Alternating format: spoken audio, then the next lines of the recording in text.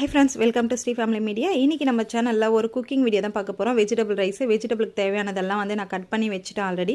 இப்போ ஆயில் சேர்த்துக்கலாம். ஆயில் சேர்த்துட்டு அதில் நான் 1 கிளாஸ் அரிசி எடுத்துருக்கேன்.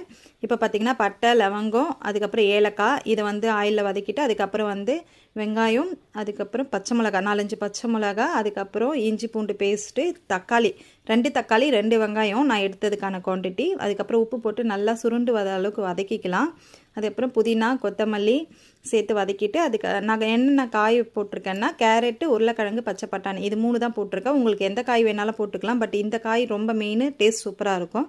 அதுக்கப்புறம் 1 கிளாஸ்க்கு 2 கிளாஸ் தண்ணி வச்சுக்கலாம். தண்ணி வச்சுட்டு உப்பு போட்டுட்டு இப்போ தண்ணி கொதிச்ச உடனே அரிசி போட்டுக்கலாம்.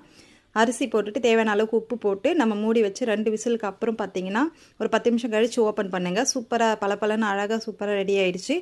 இப்போ சேவ் பண்ணலாம். குழந்தைங்க ரொம்ப விரும்பி சாப்பிடுவாங்க. இது பிடிச்சிருந்தா கண்டிப்பாக லைக் பண்ணுங்கள், ஷேர் பண்ணுங்கள். Okay, thanks for